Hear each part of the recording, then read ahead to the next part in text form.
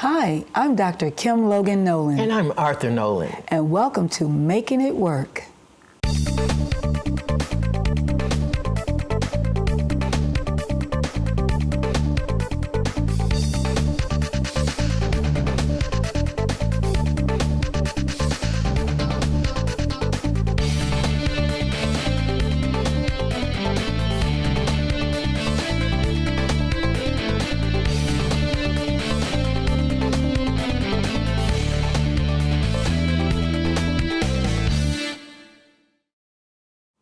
Our topic for today is the impact of spirituality in African American males. Arthur, what are some of those things that are impacting African American males today? Well, one of the major things that African American males have to address is employment. Yes. We're dealing with employment issues that are nationally affecting our country. Yes. Another thing is our education. The education. It's really important that our African American males have a proper education. Yes, definitely. Self-esteem. I think that is important because a lot of our young males today are not getting the self-esteem and the values in their family of origin, in their parenting skills, and they're really literally raising themselves. Well, today we want to welcome Sandrew King to Making It Work. Welcome. Thank you. How you doing? I'm good. Good. We understand recently you lost a loved one. Yes. A cousin. Yes. And our sympathy is with you and your family. Thank you very much. And we really appreciate you taking time to be with us today in this crisis. Let's talk about our first question. Our first question, Sandrew, is who is Sandrew King? Yes. Well, to answer that question, I would simply have to say I'm a man of God, yes. a father, a son, a brother, and in being a man of God, I've also been called to be a minister to youth. Yes. So there's many different sides of me, but they all have to work together to complete who I am. Okay. Another part to that question is being a father and also being a son, which role is more important? Oh, by far being a father. Okay. It's difficult at times when, I'm the oldest son and my mother's a widower, and it's times where she wants me to do something, and then there's times when my daughters I have to do something with my children. So, it's get an oil change from mom today or spend daddy-daughter time where mom's oil change I have to wait, or I have to defer that to one of my other brothers, because these are the times where in my children's life where our relationship is being fused. So they're always my priority. And mom agrees to that, right? Because sometimes moms could be a little selfish. I need this done, and you're the only one that can do this. Are you asking me if she agrees to it? Or? Not all the time. She has her moments where okay. It's where she's more understanding. But, it's moments where she wants me to do what she wants me to do when she wants me to do it. Do you agree with the things that we were just discussing, the facets of employment, education, self-esteem, some of these things that are impacting African-American males today? I think those are a few, but I think there are also some that you guys didn't mention. The lack of fathers in the home, the role that society is playing in what determines what a man is. When you're being told growing up that you can't cry, this shows a sign of weakness. And then you have those moments where you're hurting. What do? Well, what we do as African American men is we turn that pain into anger and we lash out. So we lash out at our loved ones, the females in our lives, at other African American males, because we haven't been taught how to deal with our emotions, and because dad wasn't there. So that aggression that you just discussed, when did you make a decision to turn those feelings around, or have you? I thought I did. And this week with the death of my cousin, I realized that those feelings were still there. Okay. Now, and excuse me for cutting you off, but that's a good point, because I wanted to really talk about this situation with your cousin. Can you explain to us what happened? And if this is something that you choose not to talk about, let me know. It was a senseless death. Okay. He was intervening to an argument with my brother and a young lady, and in the process of intervening, the young lady took his life. Okay. It's still in investigation, so I can't speak too much to the issue, but it was the senselessness of it, and him being a husband, a father, and his daughter's birthday was the day after his death was, you know, I was angry. And I'm gonna be honest with you, I was not angry, just not angry at the person who did it, but I was angry at God because I look back like, okay, Lord, I've been through all this. I've been through all this and I've done all these things for you. And here I go again. You know, and I hear you say that you won't put more on me than I can bear. Well, did you ask me before you put this on me, could I bear it? And I got angry. And I kind of turned the blind eye and a deaf ear to God this week. I got to be honest with you. Okay.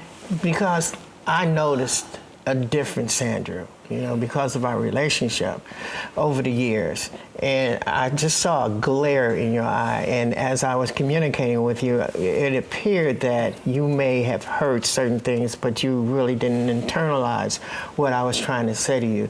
And I was trying to pull you closer, like yesterday when I saw you. Because I recognize that sometimes when we go through grief, we really have to communicate and share feelings about the whole experience. Right. You know. So, but I'm going to continue to pray for you about the situation and hope that you get stronger. And most importantly, I hope that you recognize that God had not turned away from you under any circumstances. God will never do that. He will never leave or forsake us. It's amazing that you say that because I don't know what the transition was from Thursday to Friday, where it was anger. Then Friday it went from anger to peace, and Saturday it was from peace to calmness. And I think I have an idea what it was, but you know, I'm just right now. It's just amazing how that transition took place because it was bad. It was bad, but God is still in the blessing business. And you were able to cry. I had a moment. You had a moment. A moment because I was asked by my brother who was in the church with me for a while, but reverted back to, you know, he started doing his thing in the streets. When he asked me to preach my cousin's funeral, you know, it was because he asked me, because this was him and our relationship that we've had has been kind of tumultuous. He asked me to do this for my cousin and for my family. It was like, you know, I've preached other funerals. I have to do this for my family. So right now I'm having to be strong for my family, but there will come a time where there will be tears shed. Sure, definitely. Well, you will have to purge yourself. Amen. Definitely. What are some of the goals that Sandrew King has set for himself? Well, because God has called me into youth ministries, God has given me a vision of what He wants me to do in youth ministries, and one day I would like to see an extreme youth ministries weekend where we're reaching young people in outside of the church and bringing them in where they can see how God is moving in their lives and through people who have been outside of the relationship with God, and now they've come in and they see the transition. So it's, you know, it would be just a fun but impactful spiritual weekend where hundreds of young people come to Christ. I heard about something last night that took place in Texas, and thousands were baptized, and different gospel artists were there, and a husband and wife team, youth ministries. And they are taking it from one city to the next and drawing out these young people to come to Christ. Let's talk about your educational background. Well, product of Detroit Public School System. Okay.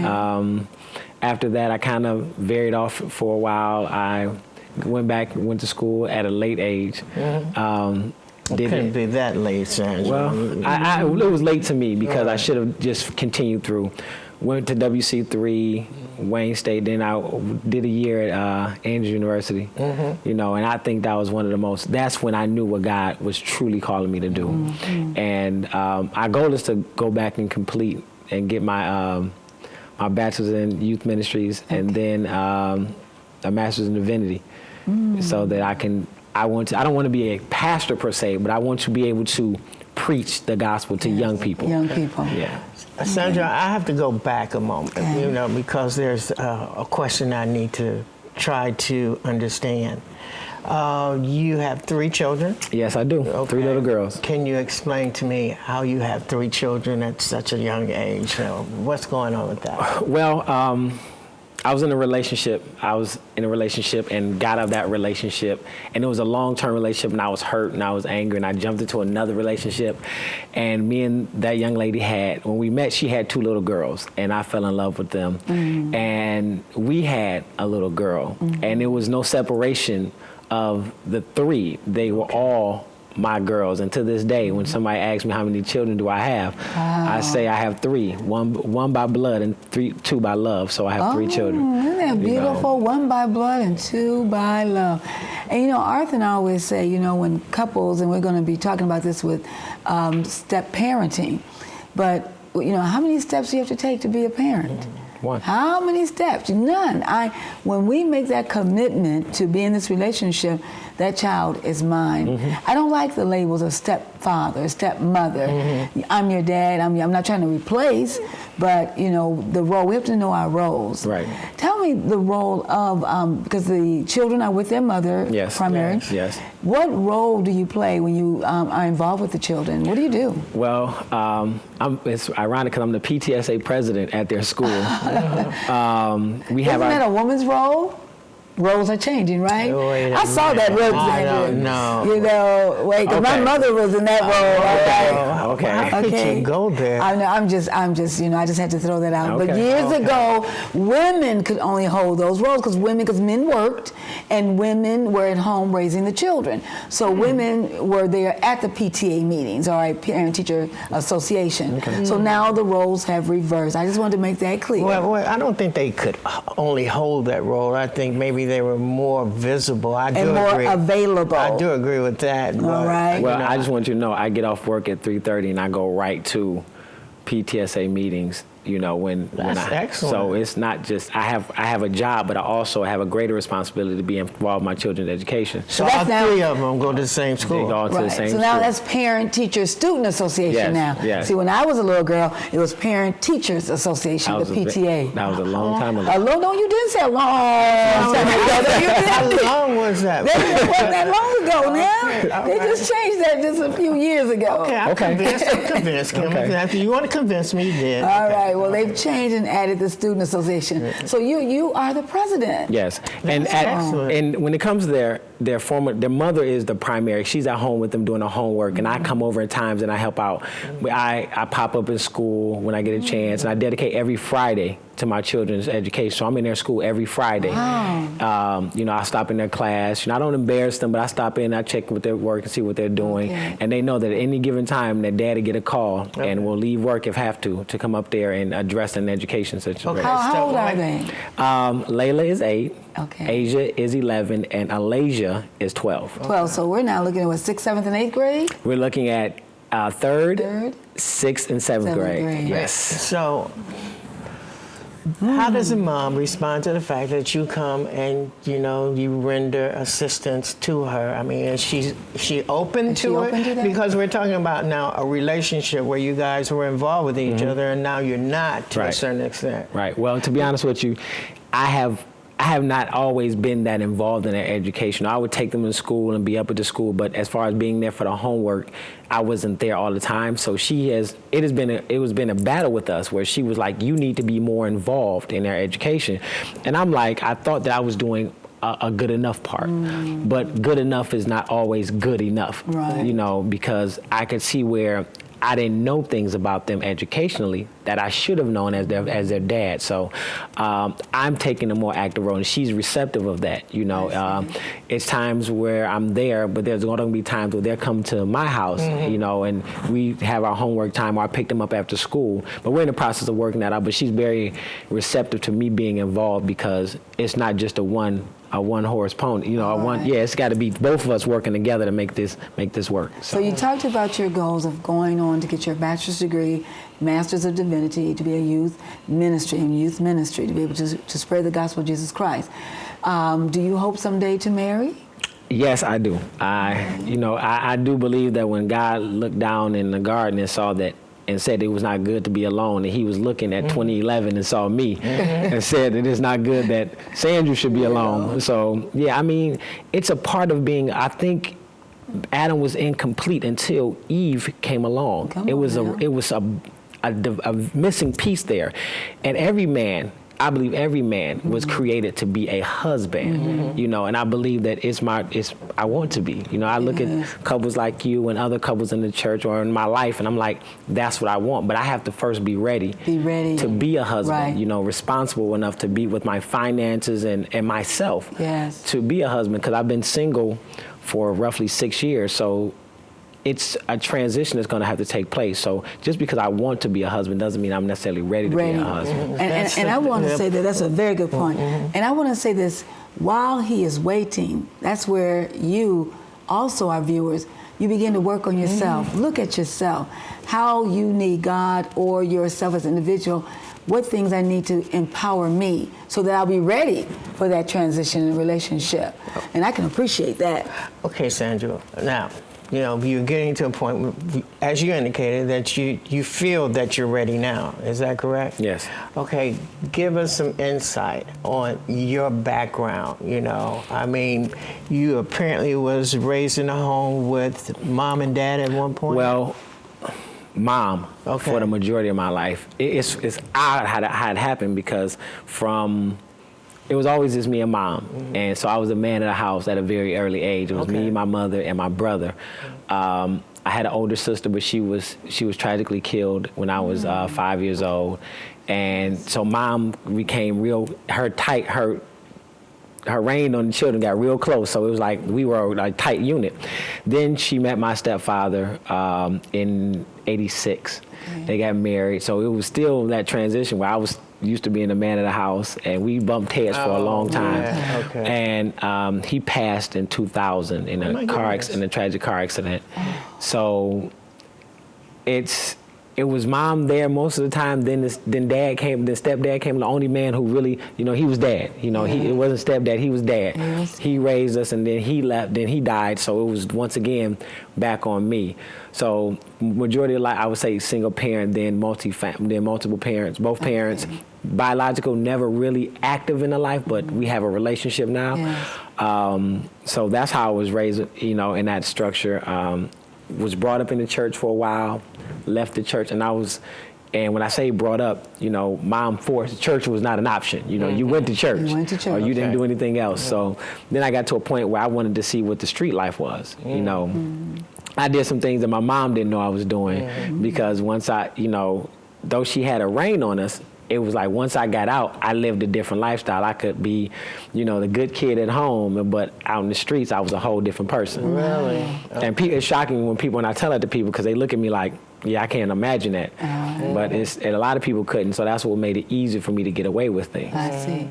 Well, tell us about the transition from the street life to the body of Christ. Oh man. First, it's amazing how God does things in my life. Everything has been surrounded by a tragic event. I was in the street life, you know, I went from selling drugs to promoting parties and doing, you know, clubbing all the time. And me and my friends, we had a little production company, and we threw a party one night. And it was an okay party to start off with, but something in the atmosphere changed, and there was a fight that broke out, and the fight went from 2 men fighting to a group of men fighting. Then some gunplay got involved, leading us to say that at a party I threw, 2 people lost their lives. Oh my goodness. And that night I realized that I was tired of living that life, and I found myself in church the next day, like in church. And before the pastor gave the appeal, I was in the middle of the aisle waiting for him to, I was just tired. I thought that things I was doing was making me happy, but I was not seeking happiness anymore, because happiness only comes when something happens. So I was I was thinking I wanted to be happy, but I really wanted peace and joy. So when I walked into the church that day, the pastor was preaching, and it was a sermon directly towards me. And before I knew the appeal was coming, because I've been in church and I saw the setup, and I was like, okay. And I walked down the middle of the aisle, and I think I gave him the cue to call for the pill because I was waiting there, and he called for the pill, and that was in '96, and I've been in church. It must have been a tremendous relief, you know, once you walked in there and you made the decision that you were going to change your life, and you know, especially leaving that other life behind, you know, because in most of the cases when I talk to some of the clients that come into my office, and my awareness myself, understanding that that life is like consistent, it takes up all your time. Oh yeah, it's almost like a job. You know? I party 6 days a week. I mean, literally, and I would go from work. You structure your life around the events that are going to take place later on in the evening. Or so it was like, okay, I got to go to work. I got to bring my clothes for the club, to the job. I got to make sure I'm calling everybody. Everybody know where we're going to be at. It was literally a job. But the financial benefits were great. But then the physical, I saw a picture of me when I was at a club I took with like a bunch of females, friends or whatever. And I saw no life in my eyes. No life. And I'm looking like, is that me? I didn't even recognize myself. But I saw a picture right after that, and it was a total different person. I mean, totally different. And what a lot of people don't understand is my transition from the street life to the church was difficult in itself because all my friends in the streets turned their back on me, and the people in the church had not yet accepted me. So I was in a valley of like, it was just me and the Lord, and it took me a time to realize that He had did that so that we could get our relationship together. But it was a very lonely time in my life because my family, you know, my diet had changed, my lifestyle had changed. There was, you know, I had changed dramatically. I mean, drastically, and they couldn't accept it. It was like I went from street guy to preacher in a matter of in a moment. You went cold turkey. Yes. And you were the first Adventist in your immediate family. Yes, I was the first. So it was. I put a lot of strain on my family because you know, chores had to be done on Friday night, and I'm looking like, you know, sorry Mom, I can't wash the dishes. And she was like, at first she didn't understand it, she wasn't accepting of it. And then I drew such a hard line on it that talking to my auntie who brought me into the church originally, you know, she understood it. So I had to do my chores beforehand, you know, and it always worked out, you know, where they were accepting. I remember the day that you came to church on Sabbath, Saturday. There was a choir in the choir loft by the name of God's Hands of Praise, which I am the founder and director of God's Hands of Praise Gospel Sign Language Choir in their 17th year now. And you immediately wanted to be a part of this ministry, and you did, and still once a member, always a member. And even last year, and then just recently, we had celebrated our Welcome Home Sabbath, and you joined us with our song, even being the MC. We need to just clarify your roles and where you are in your life right now. You're not in a cohabitating relationship. No. You're taking good care of your 3 girls. Yes. You're hoping to earn your bachelor's degree, go on to earn your master's of divinity, to become a youth pastor for youth ministries. Yes. Right now, my role in youth ministries is simply, well, let me tell you some of my history. I once held a position as vice president of the Motor City Youth Federation, AY leader, youth leader at my church for several years. I work in different facets of working with young people, going to different churches and speaking to young people about specific issues. I've had a workshop. I've done workshops on Halloween, on relationships. Actually helped you out with a couple at the Youth Congress, in Florida and in Atlanta, Georgia. Yes, I'm trying to become a part of another youth conference that's coming up, doing a workshop there. So my role is not specifically in title, but God has called me into youth ministries, and I know that, you know, that is where He has placed me specifically. Even in my job where I work at now, I work with incarcerated youth, and whenever I get an opportunity, or they want to hear about God, I you know, without conflicting, you know, I give them some words of wisdom. I want to share this with you. I heard this just yesterday. God does not always call the equipped, but He always equips the call. Yes. And I believe that's what he's doing with you, Sandrew. Absolutely. You know, I think I have to take a little credit here. You know what I'm saying? Okay. Basically because I recognize in Sandrew that he has some certain talent. Yes, you did. You know, and I... Sign language. Not only sign language, Kim, you know. I mean, we both worked together. Sandra and I used to have a great time with the sign language choir. Yes.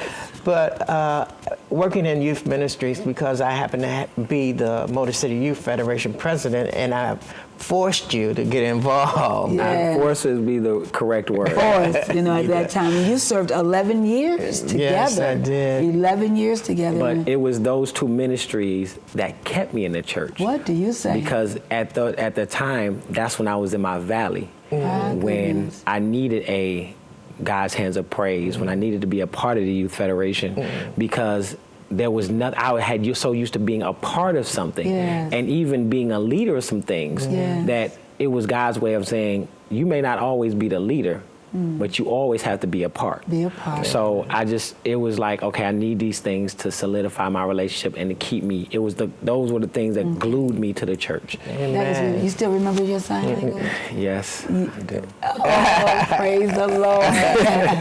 You know, I think that is so wonderful.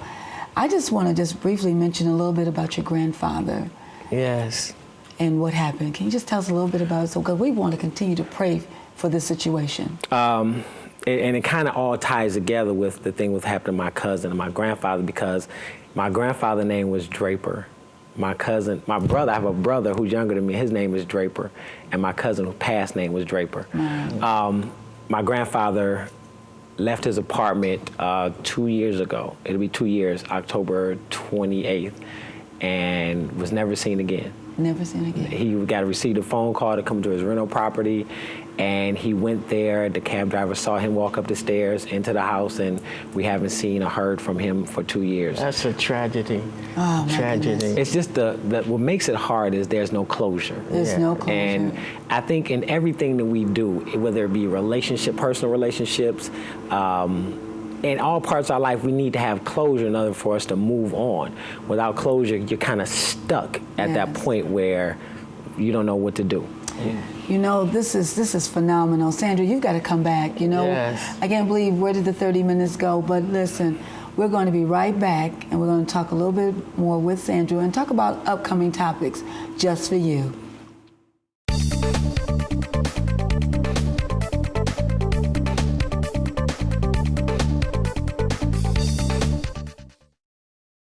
If you're just tuning in, we're talking about the impact of African American males and their spirituality. Sandrew King. We're talking about closure, not having that closure. Where are you now, and where's your hope about your grandfather? I have peace with it, because 2 years, there's some things you just know. I have my own, and I don't want to put them out there because, you know, there are other family members that still have their own different. I just know where I am with it. So it would just be for the closure for my family. I have peace where I am with it. You know, it's sometimes when I get down about it, but I still understand that it is.